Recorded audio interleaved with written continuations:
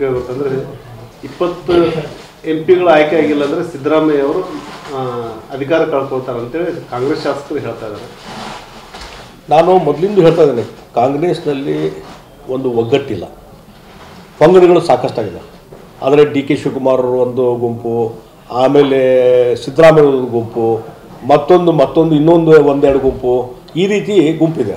ಹಿಂದೆ ನೀವು ಬಹುಶಃ ನೋಡಿದ್ರೆ 3-4 ತಿಂಗಳ ಹಿಂದೆ ದಲಿತ CM ಆಗಬೇಕು ಅನ್ನುವಂಥ ಒಂದು ಕೂಗೆಪ್ಸಿದೆ, ದಲಿತ CM ಆಗಬೇಕು ಅಂತೇಳಿ.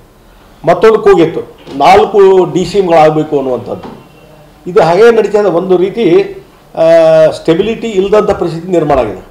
ಈ ಸರ್ಕಾರದ ಅಸ್ತಿತ್ವ ಕ್ವಶನ್ ಮಾಡುವಂಥದ್ದು ನಡೀತಿದೆ. ನಿನ್ನೆ ಗುಬ್ಬಿ ಶಾಸಕರು ಅವರು ಮುಂದಿನ ಚುನಾವಣೆಯಲ್ಲಿ ಹೆಚ್ಚಿನ ಸೀಟ್ ಬರಲಿಲ್ಲ ಅಂತಂದರೆ ಸಿದ್ದರಾಮಯ್ಯವರು ರಾಜೀನಾಮೆ ಕೊಡಬೇಕಾಗ್ತದೆ ಅನ್ನುವಂಥದ್ದು. ನಾನು ಹೇಳ್ತೀನಿ, ಹಿಂದೆ 2019ರಲ್ಲಿ ಬಹುಶಃ ಹಿಂದೆ ಸಿದ್ದರಾಮಯ್ಯ ಸರ್ಕಾರ ಇದ್ದಾಗನೇ ಅವತ್ತು ಹಿಂದೊಮ್ಮೆ ಯಾವಾಗ 2014ರಲ್ಲಿ ಸಿದ್ದರಾಮಯ್ಯ ಸರ್ಕಾರ ಇತ್ತು. ಮಧುಕೇಶ್ವರ್ ಹೆಗಡೆ ಜೇನು ಕೃಷಿಯಿಂದ ವರ್ಷಕ್ಕೆ 50 ಲಕ್ಷ ಗಳಿಸ್ತಿದ್ದಾರೆ. ನೀವು ಕೂಡ ಅವರಿಂದ ಕಲಿಬೇಕಾ? ಅವ್ರ ಜೊತೆ ವಿಡಿಯೋ ಕಾಲ್ನಲ್ಲಿ ಮಾತಾಡಬೇಕಾ? ಈಗಲೇ ಫ್ರೀಡಮ್ ಆ್ಯಪ್ ಡೌನ್ಲೋಡ್ ಮಾಡಿ. ಅವತ್ತು ಅತಿ ಹೆಚ್ಚಿನ ಸೀಟುಗಳು BJP ಬಂದು ಲೋಕಸಭಾ. ಅವತ್ತೇನಾದ್ರು ರಾಜೀನಾಮೆ ಕೊಟ್ಟರು? ಕೊಡಲಿಲ್ಲ.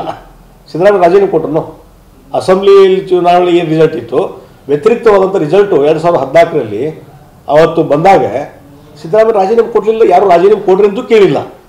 ಹೀಗಾಗಿ ಇದರ ಉದ್ದೇಶ ಅಂದರೆ, ಗುಬ್ಬಿ ಶಾಸಕರ ಹಿನ್ನೆಲೆ ಉದ್ದೇಶ ಅಂತಂದರೆ ಬಹುಶಃ ಲೋಕಸಭಾ ಚುನಾವಣೆ ಆದಮೇಲೆ ಸಿದ್ದರಾಮಯ್ಯನವರು ರಾಜೀನಾಮೆ ಕೊಡಲೇಬೇಕಾಗ್ತದೆ, ಅವ್ರು ಹೋಗಲೇಬೇಕಾಗ್ತದೆ ಅನ್ನುವಂಥದ್ದು ಒಂದು ಸಿಗ್ನಲ್ ಇದು. ಅದು ಇಲೆಕ್ಷನ್ ಸೋತಾರೋ ಗೆದ್ದವರ ಪ್ರಶ್ನೆ ಅಲ್ಲ, ಅಲ್ಲೇನು ಒಳತಂತ್ರಗಳು ನಡೆದವಲ್ಲ ಕಾಂಗ್ರೆಸ್ನಲ್ಲಿ, ಅದರ ಒಂದು ಅಂಗವಾಗಿ ಗುಬ್ಬಿ ಶಾಸಕರ ಈ ಒಂದು ಸ್ಟೇಟ್ಮೆಂಟು ಪೂರಕವಾಗಿದೆ. ಹಾಗಾಗಿ ಪಾರ್ಲಿಮೆಂಟ್ ಇಲೆಕ್ಷನ್ ಆದಮೇಲೆ ಸಿದ್ದರಾಮಯ್ಯ ಸರ್ಕಾರ ಅಂತೂ ಇರೋದೇ ಇಲ್ಲ ಅನ್ನೋದು ನಾನು ಸ್ಪಷ್ಟವಾಗಿ ಹೇಳ್ತೀನಿ. ಅವ್ರು ಕಾಂಗ್ರೆಸ್ನವರು ಈಗಾಗಲೇ ಇದ್ರ ಬಗ್ಗೆ ಕುತಂತ್ರ ಎಲ್ಲ ಸ್ಟಡಿ ಮಾಡಿದ್ದಾರೆ. ಲೋಕಸಭಾ ಚುನಾವಣೆ ಮೇಲೆ ಅದು ಯಾವ ಹಂತಕ್ಕೆ ಹೋಗ್ತದೋ ಹೇಳಕ್ಕೆ ಬರೋದು. ಅಂದರೆ ಈಗ BJP ಅವರು ಏನಾದರೂ MLAಗಳನ್ನ ಇದು ಮಾಡ್ತಾರೆ ಸರ್? ಅಲ್ಲ, ನಾನು ಹೇಳ್ತೀನಿ, ಈಗ ಕಾಂಗ್ರೆಸ್ಸಿನ ಶಾಸಕರೇ ಸಿದ್ದರಾಮಯ್ಯ ರಾಜೀನಾಮೆ ಕೊಡ್ತಾರೆ ಅನ್ನುವಂಥ ಮಟ್ಟಿಗೆ ಹೋದಾಗ ಇನ್ನು ಅವ್ರಿಗೆ ಆಪರೇಷನ್ನು ಮತ್ತೊಂದು ಮಾಡುವಂಥದ್ದು ಅವಶ್ಯಕತೆ